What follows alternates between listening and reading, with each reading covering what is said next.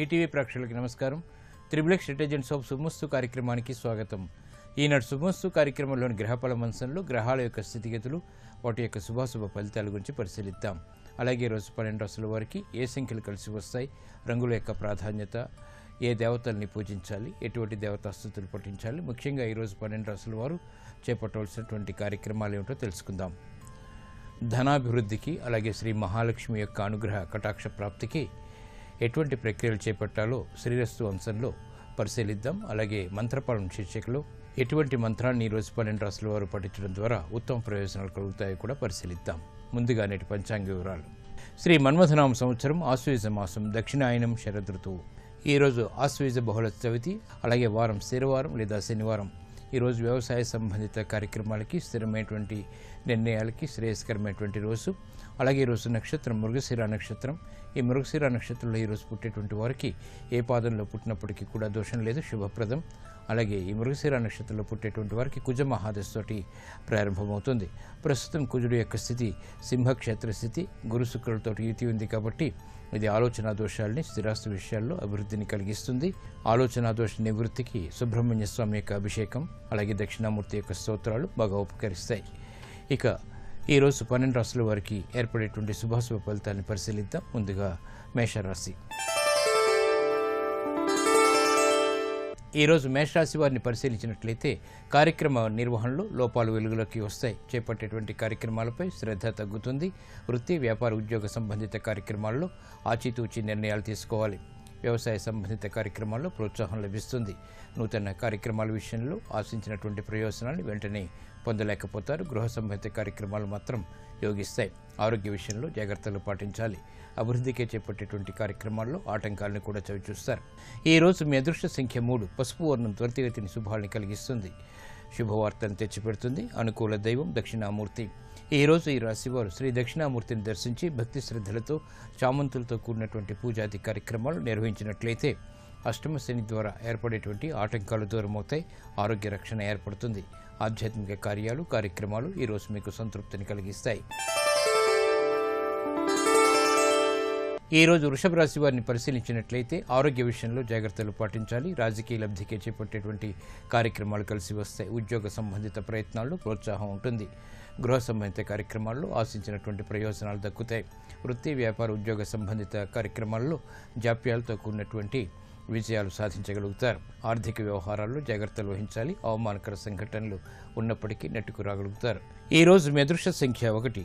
ఆకుపచ్చ వర్ణం రక్షణకి దోహదపడుతుంది. ప్రతికూల పరిస్థితులను దూరం చేస్తుంది. అనుకూల దైవం ఈశ్వరుడు. ఈరోజు ఈ రాశివారు శివాలయాన్ని దర్శించి బిల్వపత్రితో కూడినటువంటి పూజాది కార్యక్రమాలు ఈశ్వరునికి సమర్పించడం ద్వారా వృత్తి, వ్యాపార, ఉద్యోగ సంబంధిత కార్యక్రమాల్లో ప్రోత్సాహం లభిస్తుంది. అవమానకర సంఘటనలు దూరమవుతాయి. ఆరోగ్య పరీక్షలు ఈరోజు మీకు మేలును కలిగిస్తాయి. ఈరోజు మిథున రాశి వారిని పరిశీలించినట్లయితే సాహసంతో కూడినటువంటి కార్యక్రమ నిర్వహణ, తద్వారా విజయాలు చేతికందుతాయి. స్థిరాస్తి విషయాల్లో ప్రోత్సాహం లభిస్తుంది. ప్రయాణాలు, తద్వారా ప్రయోజనాలు సాధించగలుగుతారు. ఆర్థిక ఇబ్బందులని నెట్టుకు రాగలుగుతారు. వృత్తి, వ్యాపార, ఉద్యోగ సంబంధిత కార్యక్రమాల్లో ప్రోత్సాహాన్ని పెంపొందింపచేసుకునేటువంటి అవకాశాలు దగ్గరవుతాయి. గృహ సంబంధిత కార్యక్రమాలు అనుకూలం. ఈ రోజు మీ అదృష్ట సంఖ్య 2. తెలుపు వర్ణం ప్రశాంతతను పెంచుతుంది. ప్రతికూల పరిస్థితులను దూరం చేస్తుంది. అనుకూల దైవం సుబ్రహ్మణ్య స్వామి. ఈ రోజు ఈ రాశివారు సుబ్రహ్మణ్య స్వామిని దర్శించి ఎర్రటి పుష్పాలతో కూడినటువంటి పూజాది కార్యక్రమాలు, అభిషేకాది కార్యక్రమాలు భక్తి శ్రద్ధలతో నిర్వహించడం ద్వారా ఆర్థిక వ్యవహారాల్లో మెరుగైనటువంటి మార్పులు చేకూరుతాయి, ఆనందాన్ని కలిగిస్తాయి. గృహ సంబంధిత కార్యాలు, కార్యక్రమాలు ఈరోజు మీకు లాభదాయకం. ఈరోజు కర్కాటక రాశి వారిని పరిశీలించినట్లయితే రాజకీయ వ్యవహారాల్లో తలనొప్పి సంఘటనలు చోటు చేసుకుంటాయి. అభివృద్ధికి చేపట్టేటువంటి కార్యక్రమాల్లో చిరు ఆటంకాలు ఉన్నప్పటికీ నెట్టుకు రాగలుగుతారు. ఆరోగ్య విషయంలో కూడా జాగ్రత్తలు పాటించాలి. స్థిరాస్తి విషయాల్లో ఏర్పడినటువంటి ప్రతికూల పరిస్థితులు ప్రబలమవుతాయి. సంభాషణల విషయంలో జాగ్రత్తలు వహించాలి. ఆర్థిక వ్యవహారాల్లో మెరుగైనటువంటి మార్పులు మాత్రం ఆనందాన్ని కలిగిస్తాయి. కుటుంబ సఖ్యత పెరుగుతుంది. ఈ రోజు మీ అదృష్ట సంఖ్య 5. ఆకుపచ్చ వర్ణం రక్షణకి దోహదపడుతుంది. ప్రతికూల పరిస్థితులను దూరం చేస్తుంది. అనుకూల దైవం ఆంజనేయ స్వామి. ఈ రోజు ఈ రాశివారు ఆంజనేయ స్వామిని దర్శించి భక్తి శ్రద్ధలతో పూజాది కార్యక్రమాలు నిర్వహించడం ద్వారా తమలపాకులతో కూడినటువంటి పూజాది కార్యక్రమాలు అభివృద్ధికే చేపట్టేటువంటి కార్యక్రమాలు ప్రోత్సాహాన్ని కలిగిస్తాయి. మానసిక ధైర్యం పెరుగుతుంది. తద్వారా విజయాలు చేకూరుతాయి. ఆరోగ్య పరీక్షలు ఈరోజు మీకు మేలును కలిగిస్తాయి. ఈరోజు సింహరాశి వారిని పరిశీలించినట్లయితే మానసిక ధైర్యం, మానసిక భీతి కలిగి ఉంటారు. చేపట్టేటువంటి కార్యక్రమాలపై పట్టు బిగించగలుగుతారు. ఆర్థిక వ్యవహారాల్లో మెరుగైనటువంటి మార్పులు ఆనందాన్ని కలిగిస్తాయి. అభివృద్ధికి చేపట్టేటువంటి కార్యక్రమాలు వ్యాపారపరంగా ఆశించినటువంటి ప్రయోజనాలను కలిగిస్తాయి. ఉద్యోగ సంబంధిత కార్యక్రమాల్లో ఎదుగుదలకై చేపట్టేటువంటి ప్రయత్నాలు ఫలిస్తాయి. నూతన కార్యక్రమాన్ని గృహరీత్యా ప్రారంభించగలుగుతారు.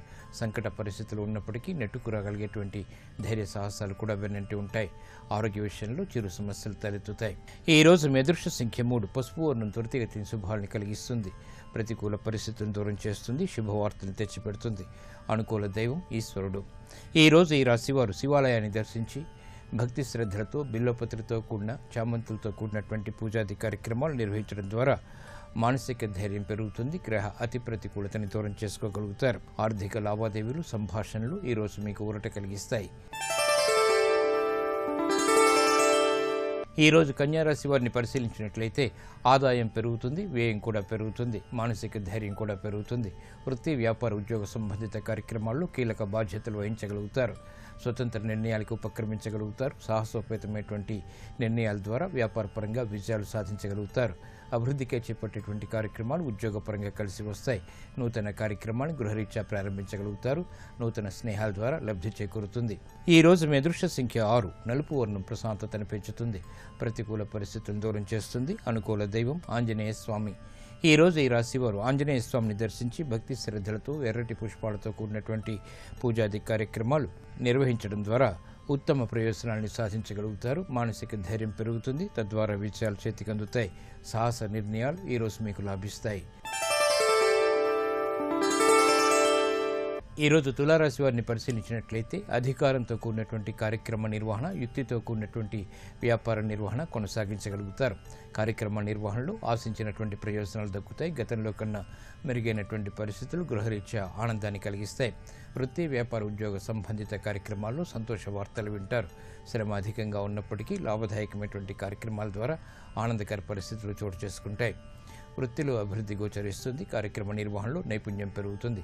ఏకాగ్రతని విద్యాపరంగా పెంపొందింప చేసుకోగలుగుతారు. సులభ విషయాలకే చేసేటువంటి ప్రయత్నాలు కలిసి వస్తాయి. ఈ రోజు మీ అదృష్ట సంఖ్య 8. నీలపు వర్ణం మేలును కలిగిస్తుంది. ప్రతికూల పరిస్థితులను దూరం చేస్తుంది. అనుకూల దైవం సుబ్రహ్మణ్య స్వామి. ఈ రోజు ఈ రాశి వారు సుబ్రహ్మణ్య స్వామిని దర్శించి భక్తి శ్రద్ధలతో పూజాది కార్యక్రమాలు, అభిషేకాది కార్యక్రమాలు నిర్వహించడం ద్వారా ఏలినాటి శని ద్వారా ఏర్పడేటువంటి అతి ప్రతికూలత తగ్గుతుంది. పురోగవృద్ధి ఆర్థికంగా దగ్గరవుతుంది. స్థిరాస్తి కొనుగోలు వంటివి ఈరోజు మీకు లాభిస్తాయి. ఈరోజు వృశ్చిక రాశి వారిని పరిశీలించినట్లయితే రాజకీయ నిర్ణయాల ద్వారా ప్రయోజనాలు సాధించగలుగుతారు. వ్యాపారపరమైనటువంటి వ్యవహారాల్లో వ్యయం పెరుగుతుంది. నూతన కార్యక్రమాలు గృహరీత్యా ప్రారంభించగలుగుతారు. స్థిరాస్తి విషయాల్లో అనుకూలత ఏర్పడుతుంది. ధైర్యంతో కూడినటువంటి కార్యక్రమ నిర్వహణ ఉద్యోగపరంగా కొనసాగించగలుగుతారు. ఆటంకాలను అధిగమించగలుగుతారు. వృత్తి, వ్యాపార, ఉద్యోగ సంబంధిత కార్యక్రమాల్లో జాప్యాలని నివారింపచేసుకునేటువంటి అవకాశాలు కూడా దగ్గరవుతాయి. ఈ రోజు మీ అదృష్ట సంఖ్య 3. పసుపు వర్ణం త్వరితగతిన శుభాలను కలిగిస్తుంది. ప్రతికూల పరిస్థితిని దూరం చేస్తుంది. అనుకూల దైవం ఈశ్వరుడు. ఈ రోజు ఈ రాశివారు శివాలయాన్ని దర్శించి ఏకాదశ పూర్వక రుద్రాభిషేకం భక్తి శ్రద్ధలతో నిర్వహించడం ద్వారా జన్మశని ద్వారా ఏర్పడేటువంటి ఆరోగ్య ప్రతికూలత తగ్గుతుంది. ఆరోగ్య రక్షణ ఏర్పడుతుంది. రాజకీయ నిర్ణయాలు ఈరోజు మీకు ఊరట కలిగిస్తాయి. ఈరోజు ధనుసు రాశి వారిని పరిశీలించినట్లయితే విదేశీ లావాదేవీలు కలిసి వస్తాయి. ప్రోత్సాహ పరిస్థితులు క్రమక్రమంగా బలాన్ని చేకూరుస్తాయి. వృత్తిలో అభివృద్ధికి చేపట్టేటువంటి కార్యక్రమాల్లో ఆటంకాలను అధిగమించగలుగుతారు. నష్టాలని భర్తీ చేసుకునేటువంటి కార్యక్రమ నిర్వహణ వ్యాపారపరంగా కూడా కొనసాగించగలుగుతారు. నూతన ఉత్సాహం విద్యాపరంగా పెరుగుతుంది. గృహ సంబంధిత కార్యక్రమాల్లో ఏర్పడినటువంటి విభేదాలు తగ్గుతాయి. కార్యక్రమ నిర్వహణలో ఏకాగ్రతను పెంపొందింప చేసుకోగలుగుతారు. శ్రద్ధతో కూడినటువంటి కార్యక్రమాల ద్వారా మాత్రమే విజయాలు చేజిక్కించుకోగలుగుతారు. ఆరోగ్యం పదిలం. ఈ రోజు మీ అదృష్ట సంఖ్య 2. నలుపు వర్ణం ప్రశాంతతను పెంచుతుంది. ప్రతికూల పరిస్థితుల్ని ఎదుర్కొనేటువంటి శక్తి సామర్థ్యాన్ని కలిగిస్తుంది. అనుకూల దైవం శ్రీ వెంకటేశ్వర స్వామి. ఈ రోజు ఈ రాశివారు శ్రీ వెంకటేశ్వర స్వామిని దర్శించి భక్తి శ్రద్ధలతో తులసి దళాలతో కూడినటువంటి పూజాది కార్యక్రమాలు నిర్వహించడం ద్వారా ఏలినాటి శని ద్వారా వ్యయ శని ద్వారా ఏర్పడేటువంటి అతి ప్రతికూలతను దూరం చేసుకోగలుగుతారు. విదేశీ సంబంధిత లావాదేవీలు, సంభాషణలు, ప్రక్రియలు ఈరోజు మీకు అనుకూలం. ఈ రోజు మకర రాశి వారిని పరిశీలించినట్లయితే ప్రయాణాల విషయంలో జాగ్రత్తలు పాటించాలి. స్థిరాస్తి విషయాల్లో కూడా నూతన కార్యక్రమాలు వ్యాపారపరంగా ప్రారంభించగలుగుతారు. పిల్లల విషయంలో శ్రద్ధ తప్పనిసరి. కుటుంబ వ్యవహారాల్లో విభేదాలు తలెత్తేటువంటి అవకాశాలు లేకపోలేదు. కార్యక్రమ నిర్వహణలో లోపాలు వెలుగులోకి వస్తాయి. వృత్తి, వ్యాపార, ఉద్యోగ సంబంధిత కార్యక్రమాల్లో ఆచితూచి నిర్ణయాలు తీసుకోవాలి. దూకుడు నిర్ణయాల ద్వారా సమస్యలు ఎదురవుతాయి కాబట్టి జాగ్రత్తలు వహించాలి. ఆరోగ్య విషయంలో కూడా శ్రద్ధ తప్పనిసరి. ఈ రోజు మీ అదృష్ట సంఖ్య 5. ఆకుపచ్చ వర్ణం రక్షణకి దోహదపడుతుంది. ప్రతికూల పరిస్థితులను దూరం చేస్తుంది. అనుకూల దైవం శ్రీ మహాలక్ష్మి. ఈ రోజు ఈ రాశివారు శ్రీ మహాలక్ష్మి అమ్మవారిని దర్శించి శ్రీ సూక్త విధానంతో తెల్లటి పుష్పాలతో కూడినటువంటి పూజాది కార్యక్రమాలు భక్తి శ్రద్ధలతో నిర్వహించడం ద్వారా ఆర్థిక వ్యవహారాల్లో ఏర్పడేటువంటి అవకతవకలు దూరమవుతాయి. అనిశ్చితి దూరమవుతుంది. ప్రశాంతత పెరుగుతుంది. వ్యాపార ఒప్పందాలు ఈరోజు మీకు ఊరట కలిగిస్తాయి. ఈ రోజు కుంభరాశి వారిని పరిశీలించినట్లయితే కోర్టు సంబంధిత వ్యవహారాల్లో విజయాలు చేజిక్కించుకోగలుగుతారు. ఉద్యోగ ప్రయత్నాల్లో మంచి మార్పులు చేకూరుతాయి. గతంలో కన్నా మెరుగైనటువంటి పరిస్థితులు ఆర్థికంగా ఊరట కలిగిస్తాయి. నూతన కార్యక్రమాల విషయంలో ఏర్పడినటువంటి పొరపాటుని సవరించుకోగలుగుతారు. వృత్తి, వ్యాపార, ఉద్యోగ సంబంధిత కార్యక్రమాల్లో సంకట పరిస్థితుల్ని అధిగమించగలుగుతారు. గృహ సంబంధిత కార్యక్రమాలు అనుకూలం. ప్రయాణాలు సానుకూలం. ఈ రోజు మీ అదృష్ట సంఖ్య 1. నీలపు వర్ణం మేలును కలిగిస్తుంది. ప్రతికూల పరిస్థితులను దూరం చేస్తుంది. అనుకూల దైవం ఆంజనేయ స్వామి. ఈ రోజు ఈ రాశివారు ఆంజనేయ స్వామిని దర్శించి భక్తి శ్రద్ధలతో తులసి దళాలతో ఎర్రటి పుష్పాలతో కూడినటువంటి పూజాది కార్యక్రమాలు నిర్వహించడం ద్వారా మానసిక ధైర్యం పెరుగుతుంది. గ్రహ అతి ప్రతికూలతని దూరం చేసుకోగలుగుతారు. ప్రశాంత పరిస్థితుల్ని ఆహ్వానించగలుగుతారు. దూర ప్రయాణాలు ఈరోజు మీకు అనుకూలం. ఈ రోజు మీనరాశి వారిని పరిశీలించినట్లయితే ఆరోగ్య విషయంలో జాగ్రత్తలు పాటించాలి. రాజకీయ లబ్ధికి చేపట్టేటువంటి కార్యక్రమాలు కలిసి వస్తాయి. ఉద్యోగ సంబంధిత ప్రయత్నాల్లో ప్రోత్సాహం ఉంటుంది. గృహ సంబంధిత కార్యక్రమాల్లో ఆశించినటువంటి ప్రయోజనాలు దక్కుతాయి.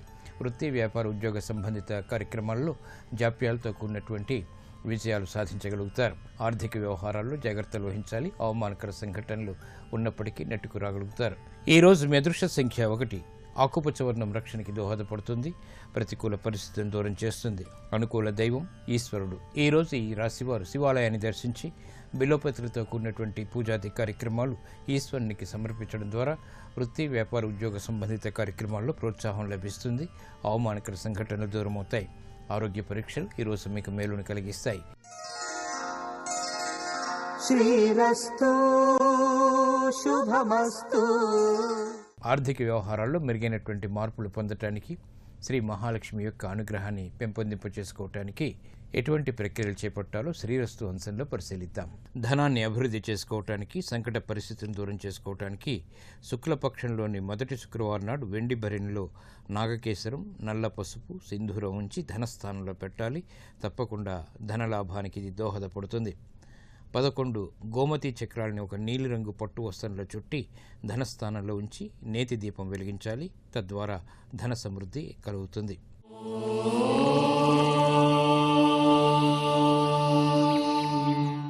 ఏలినాటి శని ద్వారా, అష్టమ శని ద్వారా, అర్ధాష్టమ శని ద్వారా ఏర్పడేటువంటి ఈతి బాధలను తొలగించుకోవటానికి ఈరోజు 12 రాసుల వారు ఓం నమ శివాయ అనేటువంటి మహామంత్రాన్ని 11 సార్లు మనస్ఫూర్తిగా మనసారా స్మరించడం ద్వారా శని ద్వారా ఏర్పడేటువంటి ప్రతికూల పరిస్థితులు దూరమవుతాయి. ప్రశాంత పరిస్థితుల్ని ఆహ్వానించగలుగుతారు.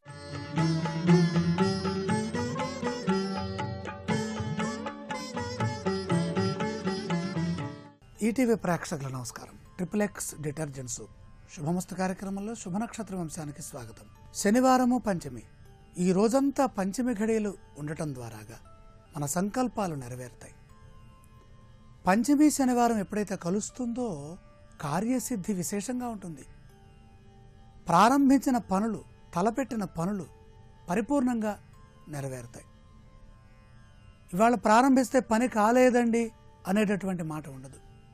సత్సంకల్పంతో పని చేయటం, సంకల్పశుద్ధి, ఖచ్చితంగా దాని మీద భక్తి శ్రద్ధలు పెట్టి ధర్మపూర్వకంగా కనుక పనిచేస్తే ఈ శనివారం పంచమితో ఉండటం ద్వారాగా విశేషమైన విజయాన్ని ప్రసాదిస్తుంది. అదే క్రమంలో నక్షత్రం మృగశిర నక్షత్రం, శివయోగం ఉన్నది. బాలవకరణం, తర్వాత కౌలవకరణం, తర్వాత తైతులకరణం. శివయోగం శివప్రదం. శనివారం విష్ణుపరంగా వెంకటేశ్వర స్వామి వారికి ఇష్టమైన వారంగా శివయోగంతో కూడి ఉండటం ద్వారా శుభ సంకల్పాలు నెరవేరే విధంగా భాసిల్లుతోంది.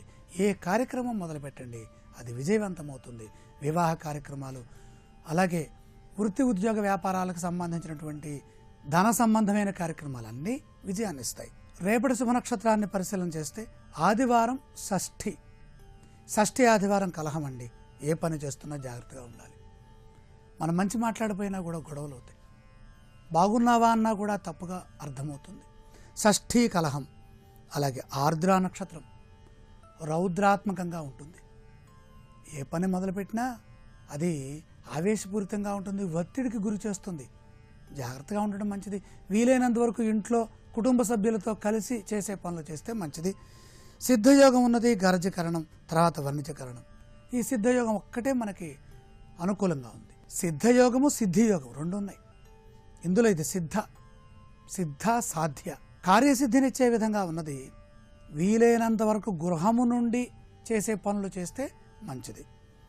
లేదా తప్పనిసరైనటువంటి పరిస్థితుల్లో బయటకు వెళ్లాల్సి వస్తే రుద్రారాధన చేసి, షష్ఠి తిథి కాబట్టి సుబ్రహ్మణ్యేశ్వర స్వామి వారిని మనసులో స్మరించి ముందుకు వెళితే విజయం వస్తుంది.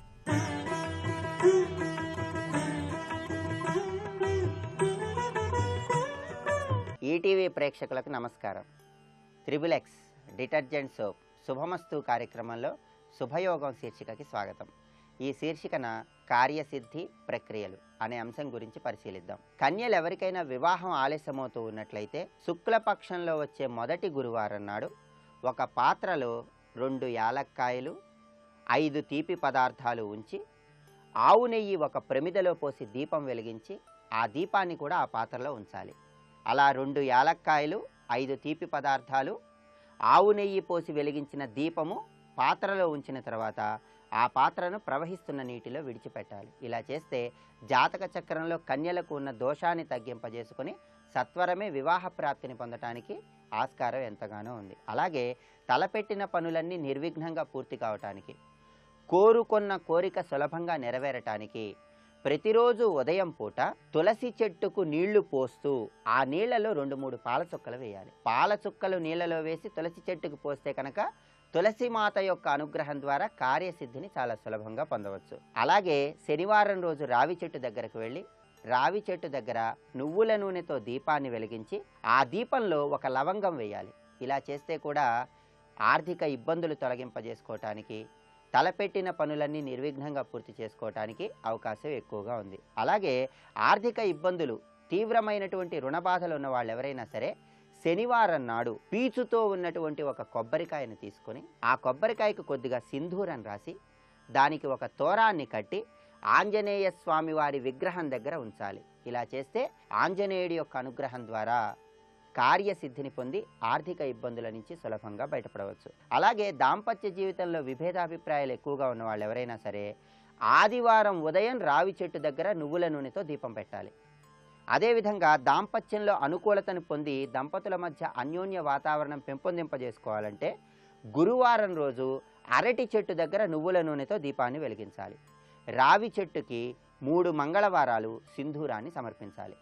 ఆదివారం ఉదయం రావి చెట్టు దగ్గర నువ్వుల నూనెతో దీపం పెట్టడం, గురువారం రోజు అరటి చెట్టు దగ్గర నువ్వుల నూనెతో దీపం పెట్టడం, 3 మంగళవారాలు రావి చెట్టుకు సింధూరం సమర్పించడం ద్వారా దాంపత్య జీవితంలో చక్కటి అన్యోన్యతను పెంపొందింపజేసుకోవచ్చు. అలాగే ఎంత ధనం వచ్చినా సరే ధనం ఎక్కువగా ఖర్చు అయిపోతూ ఉన్నట్లయితే ధనం ఖర్చు అయిపోతున్నప్పుడు ఆ ఖర్చును నియంత్రణలో ఉంచుకోవటానికి ఏ నెలలోనైనా శుక్లపక్షంలో వచ్చే మొదటి శుక్రవారం నాడు లక్ష్మీదేవిని ఎర్ర గులాబీ పూలతో పూజించాలి. లక్ష్మీదేవిని పూజించిన ఎర్ర గులాబీ పూలను ఒక ఎరుపు రంగు వస్త్రంలో ఉంచి వాటికి ధూపం వేసి మూట కట్టాలి. ఆ మూటను ధనం దాచుకునే బీరువాలో ఉంచాలి. తర్వాత మళ్ళీ వచ్చే శుక్రవారం నాడు ఈ ఎర్ర గులాబీ పూలను ఏదైనా చెట్టు మొదట్లో వేసి మళ్ళీ లక్ష్మీదేవిని ఎర్రటి గులాబీ పూలతో పూజించి ఆ గులాబీ పూలకు ధూపం వేసి ఎరుపు రంగు వస్త్రంలో ఉంచి మూటగట్టి ధనం దాచుకునే బీరువాలో ఉంచుకోవాలి.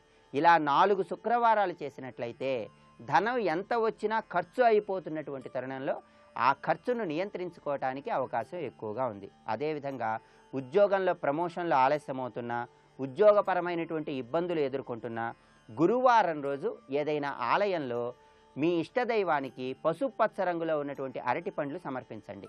ఇష్టదైవం చుట్టూ 5 ప్రదక్షిణలు చేయండి. ఇలా చేస్తే ఉద్యోగపరమైన సమస్యల నుంచి చాలా సులభంగా బయటపడవచ్చు.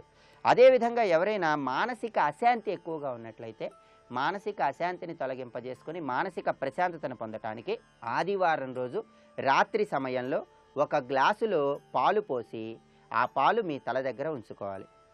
మర్నాడు అంటే సోమవారం ఉదయం ఆ పాలు రావి చెట్టు మొదట్లో పోయాలి. ఇలా 5 ఆదివారాలు రాత్రి నిద్రించే సమయంలో తల దగ్గర 1 గ్లాసులో పాలు ఉంచుకొని మర్నాడు సోమవారం ఆ పాలు రావి చెట్టు మొదట్లో పోసినట్లయితే మానసిక అశాంతిని తొలగింపజేసుకొని మానసిక ప్రశాంతతను పొందవచ్చు. అదేవిధంగా వ్యాపారంలో నష్టాలు ఎక్కువగా వస్తూ ఉన్నట్లయితే వ్యాపారంలో నష్టాలను నివారింపజేసుకోవటానికి బుధవారం నాడు మీ వ్యాపార స్థలంలో 7 లవంగాలు, పచ్చ కర్పూరము, సింధూరము వీటిని కలిపి సాంబ్రాణి పొగ వేయండి.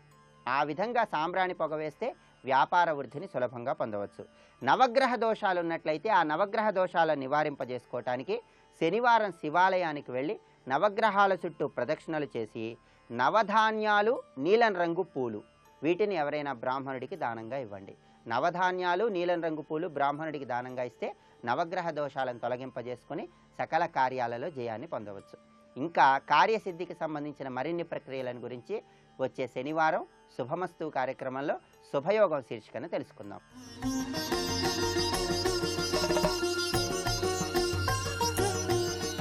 భగవంతుడిని ఉద్దేశించి మాట్లాడితే ఓ మాట అంటాం, నువ్వు నాకు తండ్రివి అని వదిలిపెట్టాం, నీవే తల్లివి తండ్రివి అంటాం. అది నాన్నగారి దగ్గరికి వెడితే మీరు మా నాన్నగారు, ఆవిడ మా అమ్మ, ఆ స్థితి ఎవరికి కలగకుండుగాక. ఒకవేళ తల్లి లోటు వస్తే అది జీవితంలో ఇక లోటే తప్ప పూరింపబడదు. కానీ శివుడు ఉన్నాడు, తల్లి తండ్రి కూడా ఉన్నారు, ఆమె ఉన్నది, తల్లి తండ్రి కూడా ఉన్నారు అంటే అసలు ఆమెయే ఆవిడ, ఆవిడే ఆమెయే తప్ప ఆమె ఆవిడ ఇద్దరు లేరు, ఇద్దరు కలిసే ఉన్నారు. అది అర్ధనారీశ్వర స్వరూపం యొక్క తత్వం. ఇది లోకమునకు తెలియడం కోసమని చెప్పి శంకరుడు తన శరీరంలోనే సగం కనపడేటట్టుగా చేశాడు ఆవిడ్ని. అలా సగం కనపడేటట్టుగా అనుగ్రహించి ఇచ్చినటువంటి రూపం ఏదుందో అది మనకి జ్ఞానం కలగాలని.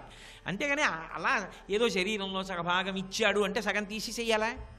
అలా సగం తీసేయడం, ఆవిడ్ని నువ్వు సగం వదిలేయి, నువ్వు పూర్తిగా నీ సగం ఏం బాగుంటుంది, అందుకని నువ్వో సగం వదిలేసి నేనో సగం, ఈ 2 సగాలు కలిసి రూపం అలా అవుదాం, అలా ఉంటుంది ఆ లోకంలో. దాని తత్వాన్ని పట్టుకోవాలి. ఇప్పుడు మీరు తత్వాన్ని పట్టుకున్నారు. అసలు నిజం చెప్పాలంటే అమ్మగా మీరు చూస్తున్నారనుకోండి, అయ్య కనపడ్డా. ఎందుకో తెలుసా? త్వయాహృత్వా వామం అని శంకరాచార్యులు వారు సౌందర్యలహరిలో శ్లోకం చేశారు.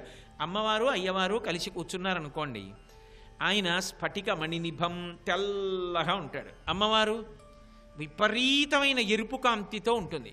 తెల్లటి కాంతిని ఎర్రటి కాంతి కప్పేస్తుందా? కప్పేదా? కప్పేసింది అనుకోండి, ఏడంటే తెల్లగా శంకరుడు ఉండాలి కదా, ఏడంతా ఎర్రగానే ఉందంటారు. అంటే ఇప్పుడు అమ్మ కాంతిలో అయ్యా మునిగిపోయాడు. ఆ తెలిపి ఎరుపుని ఏం చేస్తుంది? కలిపేసుకుంటుంది. కాబట్టి ఎరుపుని పుచ్చేసుకోగలదు. అప్పుడు శివుడు ఒక్కడిగా కనపడతాడు. అంటే నిజానికి తత్వతః ఇద్దరు కారు, ఒక్కరే. బిడ్డ జన్మానికి కారణం తల్లి తండ్రి కూడా సమానంగా. బిడ్డని మొయ్యడంలో కనడంలో తల్లి యొక్క క్లేశం ఎక్కువ ఉందేమో, కానీ జన్మకారణానికి మాత్రం ఇద్దరు ఒకటే. శుక్రశోణితములు ఏకమైతే కదా బిడ్డ జన్మించాడు. కానీ తల్లి తల్లే, తండ్రి తండ్రి, ఇద్దరూ శరీరాలు వేరుగానే ఉంటారు తప్ప ఎప్పుడూ ఇద్దరి శరీరాలు ఒకటైపోవు. అంటే లౌకికంగా ఏమిటంటే తండ్రి యందు తల్లి ప్రేమ ఉండవచ్చు, తల్లి యందు తండ్రి ప్రేమ ఉండవచ్చు, కానీ తల్లి పూర్ణంగా తండ్రి అయి కాపాడలేదు, తండ్రి పూర్తిగా తల్లి అయి కాపాడలేడు. ఎక్కడో లోకంలో మహానుభావులు కొంతమంది అరుదుగా ఉంటే ఉండవచ్చుగాక, కానీ చిన్నతనంలో తల్లిని పోగొట్టుకున్నవారు ఎవరుంటారో వారు ఆ తల్లి లేని లోటు జీవితాంతం తల్లి లేదని స్మరిస్తూనే ఉంటారు. మంగళంపల్లి బాలమురళీకృష్ణ గారిని కనగానే తల్లిగారు వెళ్ళిపోయారు. ఆయన చెప్పుకుంటూ ఉంటారు ఇప్పటికీ, బహుశా మా అమ్మగారు నన్ను కనడానికే పుట్టారేమో అంటారు. అమ్మలేని లోటు అమ్మలేని లోటే. నాన్నగారు లేకపోతే ఆ రక్షణ లేదు. అమ్మ ఎంత కష్టపడి పెంచి పెద్ద చేసినా తండ్రి ఉండే రక్షణ, తండ్రి ఉంటే ఉండేటటువంటి భయభక్తులు అవి వేరు. లోకంలో తల్లి తండ్రి తల్లి యందు తండ్రి, తండ్రి యందు తల్లి తత్వతః ఉన్న తల్లి తండ్రి శరీరములు వేరు. కానీ పార్వతీ పరమేశ్వరుల యందు ఆమెయే తండ్రి, ఆమెయే తల్లి, ఆయనే తండ్రి, ఆయనే తల్లి. అసలు తత్వతః ఆయనే ఆమె, ఆమెయే ఆయన తప్ప రెండుగా లేరు. మరి అసలు రెండు ఎందుకు అయ్యారు? నిజానికి అది ఒక ప్రయోజనం కోసం అయ్యారు. శివమహాపురాణంలో దాని రహస్యాన్ని చెప్తారు. బ్రహ్మగారు మొదట్లో మైథున సృష్టి చేయలేదు, మానస సృష్టి చేశాడు. అంటే ఆయన సంకల్పం చేత సృజించాడు కొంతమందిని, ప్రజాపతుల్ని, వాళ్ళని. మీరు యథేచ్ఛగా తామరతంపరగా లోకంలో జనుల్ని పెంచండి అన్నాడు.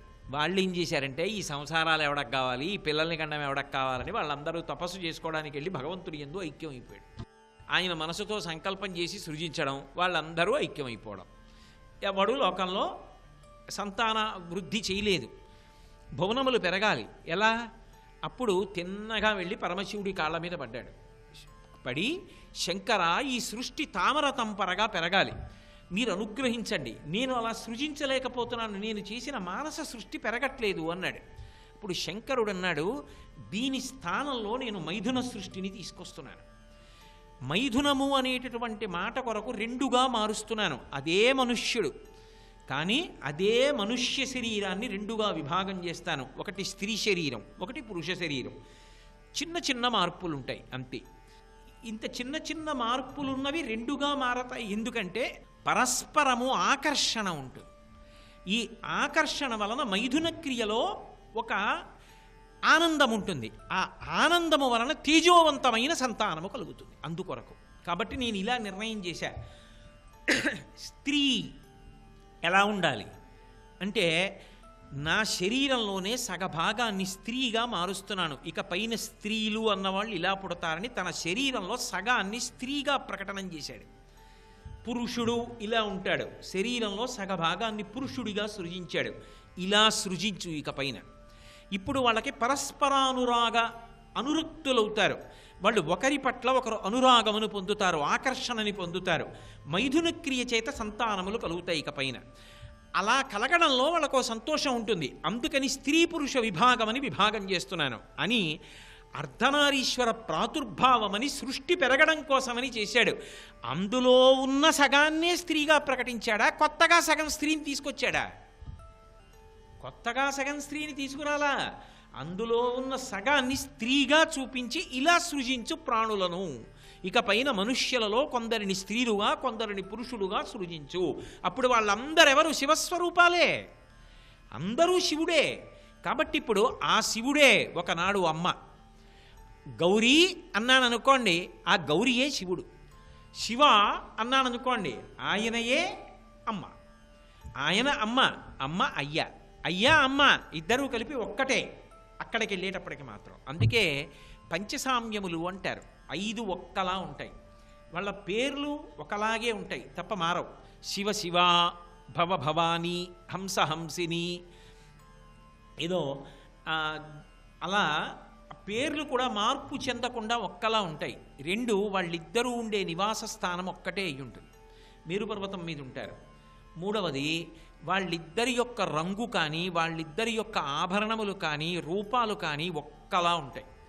ఇద్దరూ చంద్రవంక ధరిస్తారు. ఇద్దరికీ చేసేటటువంటిది పంచకృత్యములు చేస్తారు. సృష్టి, స్థితి, లయ, తిరోధానము, అనుగ్రహము అనే ఇది చేస్తారు. ఈ 5 సామ్యములు అంటారు, ఒక్కలా ఉంటాయి. అందులో అసలు ఆ తల్పం మీద కూర్చున్న కామేశ్వర కామేశ్వరీలలో ఎవరిది ఏ ముఖము, ఎవరిది ఏ చెయ్యి, ఎవరిది ఏ కాలు మీరు చెప్పలేరు.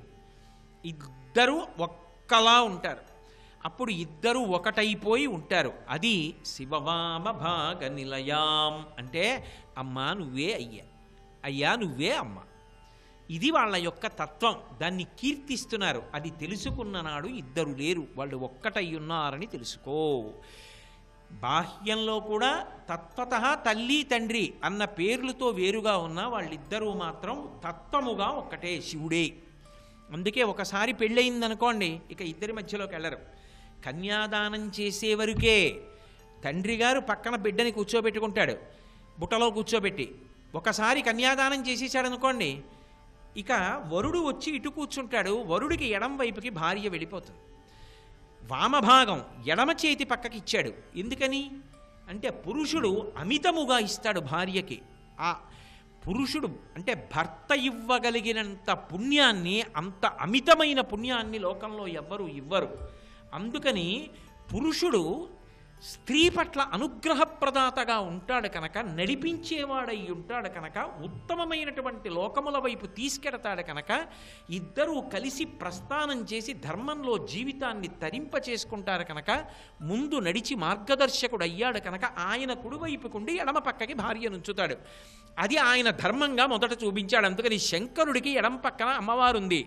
రామచంద్రమూర్తి నరుడుగా వస్తే రాముడు కూడా ఎడమ పక్కనే భార్య ఉంటుంది అని నిరూపించాడు. అందుకే భద్రాచలంలో వామాంకస్థిత జానకీ పరిలసత్కో దండ దండంకరే చక్రం చోర్ధకరేణ బాహుయుగళే శంఖం శరం దక్షిణే బిభ్రాణం జలజాతపత్రనయనం భద్రాద్రి మూర్ధ్నిస్థితం కేయూరాది విభూషితం రఘుపతిం సౌమిత్రియుక్తం భజే. కాబట్టి శ్రీ విద్యాం శివవామ భాగ నిలయాం.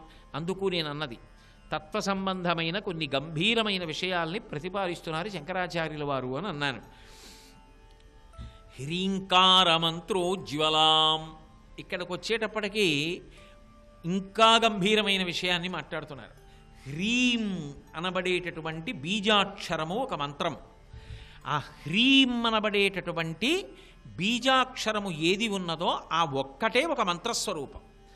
అటువంటి మంత్రాక్షరము, ఆ బీజాక్షరము చేత ఉత్తుజ్వలాం, పైకి ప్రకాశించేటటువంటి దానా అని పిలుస్తున్నారు. అంటే ఇందులో శ్రీ విద్యా సంప్రదాయానికి సంబంధించిన ఒక రహస్యాన్ని చెప్తున్నారు. శ్రీ విద్యా సంప్రదాయం ఎక్కువ బీజాక్షరాల మీద ఆధారపడి ఉంటుంది. అందులో అన్ని రూపాలలోకి అత్యంత శక్తివంతమైనటువంటి రూపంగా దేన్ని కీర్తిస్తారు అంటే భువనేశ్వరి అనబడేటటువంటి రూపాన్ని కీర్తిస్తారు. అందులో లలితాపరాభట్టారికా స్వరూపంలాగే పైన ఉండేటటువంటి రెండు చేతుల్లో ఒక చేతిలో పాశాన్ని పట్టుకుంటుంది రాగస్వరూపంగా, ఒక చేతిలో క్రోధం అనేటటువంటి అంకుశాన్ని పట్టుకుంటుంది. కింద రెండు చేతులు వరముద్ర అభయముద్ర పట్టి ఉంటుంది. భువనేశ్వరి అంటే ఈ సమస్త భువనములకు, ఈ ఒక్క ప్రపంచానికి కాదు, సమస్త భువనములకు ఆవిడ ఈశ్వరి. ఆవిడ మనలో ఎలా ఉంటుంది అంటే హృల్లేఖ అంటారు. భువనేశ్వరి హృల్లేఖగా ఉంటుంది అని. మామూలుగా అయితే చూడండి మంత్రపుష్పం చెప్తాం. మంత్రపుష్పం చెప్పినప్పుడు ఒక మాట అంటారు, నీవారస్సూకవత్తన్వీ పీతాభాస్వత్యనూపమ అంటారు. భగవంతుడు ఎక్కడున్నాడు అంటే ఇక్కడే హృదయమునందు వడ్డుగింజ చివరి భాగం పెట్టి శరీరం మీద గోకితే ఒరుసుకున్నటువంటి చిట్ట చివరి నలుసు ఎలా ఉంటుందో అంత చిన్న దాని మధ్యలో ప్రకాశిస్తుంటాడు. ఆ ప్రకాశమే భగవానుడు అని చెప్తారు. అమ్మవారు ఏం చేస్తుందంటే శ్రీ విద్యాతంత్రంలో అయితే హృదయ క్షేత్రమునందు మెరుపు తీగలా ఉంటుంది ఆవిడ. ఆమెయే ప్రాణమై, ఆమెయే బుద్ధి అయి, ఆమెయే గాయత్రి అయి, ఆమెయే సావిత్రి అయి బుద్ధి ప్రచోదనాన్ని చేస్తుంది. సాధకుడికి మోక్షం ఇచ్చేటప్పుడు, సిద్ధులు ఇచ్చేటప్పుడు మూలాధార చక్రమునందు కుండలి అయి పడుకుని పైకి లేచి అనుగ్రహిస్తుంది. కాబట్టి అంత గొప్ప తత్వాన్ని పొందినటువంటి తల్లి యొక్క రూపాన్ని భువనేశ్వరి అని కీర్తిస్తారు. ఆ భువనేశ్వరి స్వరూపానికి సంబంధించినటువంటి మాయా బీజాక్షరాన్ని హ్రీం అని పిలుస్తారు. ఆ బీజాక్షరాన్ని గురువుల దగ్గర దానికి సంబంధించినటువంటి తత్వాన్ని జాగ్రత్తగా ఉపదేశం పొంది అటువంటి బీజాక్షరాన్ని ఎవరు జపం చేస్తారో అలా జపం చేసేటటువంటి వారి యందు ఆ తల్లి ఒక గొప్ప అనుగ్రహాన్ని కటాక్షిస్తుంది. ఏమిటి అనుగ్రహం అంటే మోక్షాన్ని పొందుతాడు చిట్ట చివర. ఆ మోక్షం పొందడానికి కావలసినటువంటి జ్ఞానాన్ని ఇస్తుంది. కుండలిని భేదించి పైకెక్కుతాడు, సమాధి స్థితికి వెడతాడు, అనేకమైనటువంటి సిద్ధులను పొందుతాడు. అయితే ఇది నోటితో చెప్పినంత తేలిక మాత్రం కాదు. కోట్ల కోట్ల కోట్ల మందిలో ఎక్కడో ఎవరో ఒక్కడు శంకర భగవత్పాదులలా సిద్ధాస్తుడైనటువంటి మహాపురుషులు ఉంటారు శ్రీ విద్యా సంప్రదాయంలో. అటువంటి వారి దగ్గర శిక్షణ పొంది చెయ్యవలసినవి తప్ప వాచా వేదాంతాలు నావాంటి వాడు చెప్పినవి విని చేసేవి కావు. కాబట్టి శంకర భగవత్పాదులు ప్రతిపాదన ఏమిటి అంటే అమ్మ ఒక బీజాక్షరము చేత ప్రతిపాదింపబడేటటువంటి రూపముగా ఉండేదానివి. రూపమునకు ఎంత శక్తో బీజాక్షరము అంత శక్తిని పొంది ఉంటుంది. కాబట్టి ఆ హ్రీం అన్నది పటుత్వమునకు ప్రధానమై ఉంటుంది. అందుకే మీరు చూడండి ఐం అది సారస్వత బీజం అంటారు. అంటే అది సరస్వతీ కటాక్షాన్ని ఇస్తుంది. శ్రీం ఐశ్వర్యాన్ని ఇస్తుంది, లక్ష్మీ కటాక్షాన్ని ఇస్తుంది. హ్రీం. ఇది పటుత్వాన్ని ఇస్తుంది, మాయ తొలగిపోయి జ్ఞానాన్ని ఇస్తుంది. సర్వం శ్రీ ఉమామహేశ్వర పరబ్రహ్మార్పణమస్తు. స్వస్తి. ఐం హ్రీం శ్రీం శ్రీమాత్రే నమః అంటూ ఉంటారు. ఆ హ్రీం భువనేశ్వరి బీజాక్షరం. అది మాయా అనేటటువంటి అవనిక తొలగిపోవడానికి ప్రధాన కారణం అవుతుంది.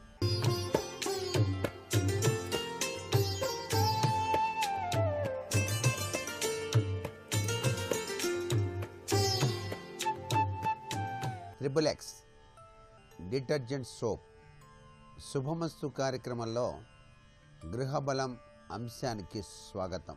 వాస్తు శాస్త్రంలో ప్రకృతి యొక్క ప్రభావం చాలా చక్కగా ఇమిడి ఉంటుంది. అగ్ని, భూమి, నీరు, వాయువు, ఆకాశం పంచభౌతికాత్మకమైనటువంటి తత్వాలు. ఈ తత్వ ప్రభావాలు మన ఇంటికి కూడా వర్తిస్తాయి, మన శరీరానికి వర్తిస్తున్నాయి. అందుచేత ఈ ధర్మాలకి అనుగుణంగా వాస్తు ప్రభావరీత్యా గృహ నిర్మాణాన్ని చేసుకోవాలి. మెట్లు కట్టేటువంటి విధి విధానంలో ఈశాన్యంలో మెట్లు పనికిరావు, అలాగే ఇంటి మధ్యలో మెట్లు పనికిరావు. ఇంటి మధ్యలో మెట్లు నిర్మాణం యజమానికి తెలియని అనారోగ్యాన్ని ప్రసాదింపచేస్తుంది. అనారోగ్య కారణాలు అత్యధికంగా ఉండటానికి కారణం కూడా ఇంటి మధ్య భాగంలో మెట్లు కట్టడమే అనే విషయాన్ని కూడా గుర్తుపెట్టుకోవాలి. మెట్లు నైరుతిలో కుడివైపుకు తిరిగేటట్టుగా నిర్మాణం చేసుకోవడం చాలా మంచిది. ఎక్కడి నుంచి మెట్లు మొదలవుతాయో అక్కడున్న గదిలో కానీ, మెట్లు సమాప్తమయ్యే చోట ఉన్న గదిలో కానీ ఆ యొక్క వ్యక్తికి పడక ఏర్పాటు చేసినట్లయితే ఆ వ్యక్తికి అనారోగ్యం ఇక తగ్గదు. అందుకని తప్పనిసరిగా నైరుతి దిశలోని గదిలోనే ఎప్పుడు ఇంటి యజమాని పడక ఉండి తీరవలే అన్నది శాస్త్రం. ఇక్కడ ఎవరు చెప్పినప్పటికీ కూడా వాస్తుశాస్త్రరీత్యా ఇంటి యజమాని నైరుతిలోనే పడుకోవాలండి అంటారు. దాని వెనకాలన్న పరమార్థం ఇదే. మెట్లు కింద ఉన్న చోట నిరుపయోగంగా ఉంది అని చెప్పేసి అక్కడ టాయిలెట్స్ కనుక కట్టినట్లయితే వాస్తుశాస్త్రరీత్యా చాలా తప్పవుతుంది. ఎటువంటి పరిస్థితుల్లోనూ కూడా మెట్లు కింద టాయిలెట్స్ కట్టకండి. అలా కట్టినట్లయితే ఇంటి యజమానికి అనేక ఆర్థిక ఇబ్బందులతో పాటు అనారోగ్య లక్షణాలు కూడా వచ్చి తీరుతాయి సుమా. అందుకే టాయిలెట్స్ అనేటువంటివి ఎటువంటి పరిస్థితుల్లోనూ కూడా నైరుతి మూల, లేక ఆగ్నేయం, లేక వాయువ్యం, ఈ 3 మూలలకే ప్రాధాన్యత ఇచ్చారు. అక్కడ కట్టుకోవచ్చు, కానీ ఇష్టం వచ్చినట్టుగా ఎక్కడ పడితే అక్కడ కట్టినట్టయితే చాలా అనర్థాలు వస్తాయి. ఈశాన్యంలో కడతామండి అనేవాళ్ళు కూడా ఉన్నారు.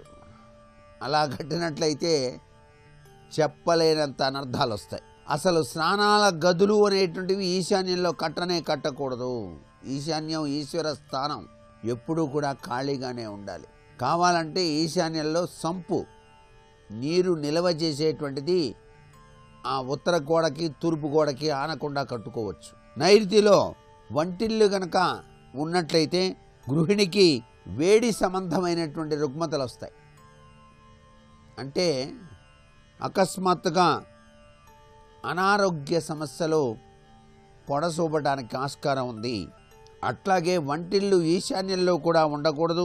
అలా గనక ఉన్నట్లయితే ఉదర సంబంధమైనటువంటి వ్యాధులకు గురవుతారు. ఎప్పుడూ కూడా వంటిల్లు అనేది ఆగ్నేయ మూలలో నిర్మింప చేసుకోవాలి అని చెప్పేసి శాస్త్రం చెబుతోంది. మయవాస్తులో మాత్రం ఈశాన్యంలో వంటగది ఉన్నప్పటికీ నిత్య ఉపాసనా తత్వం కలిగినటువంటి వారు వెంటనే అక్కడ పరమాత్మకు నైవేద్యాన్ని సమర్పించాలి అని కూడా చెప్పింది. ఇప్పుడు సాంప్రదాయ రీత్యా చాలా మార్పులు వస్తున్నాయి కాబట్టి ప్రతినిత్యం అగ్నిహోత్రాదులు, నిత్య ఉపాసనాపరులు ఎక్కడో కనిపిస్తున్నారు. కానీ ఈ ఆరాట పోరాట వ్యవస్థలో అది కొద్దిగా తగ్గింది. కాబట్టి అందరికీ ఉపయోగపడేది ఆగ్నేయమూలే. ఆగ్నేయ మూలనే వంటిల్లు కట్టడం చాలా శుభదాయకవంతమైన ప్రభావాన్ని కలిగింపజేస్తుంది. నీటి ఉత్పత్తి స్థానం ఆగ్నేయంలో గనక ఉన్నట్లయితే ఆ ఇంట్లో నివసించే వారికి శ్వాసకోశ సంబంధమైన రుగ్మతలు రావడానికి ఆస్కారం ఉంటుంది. మాకు బోరింగ్ పంప్ ఎక్కడ పడలేదండి, ఆగ్నేయంలోనే పడ్డది అంటే కుదరదు.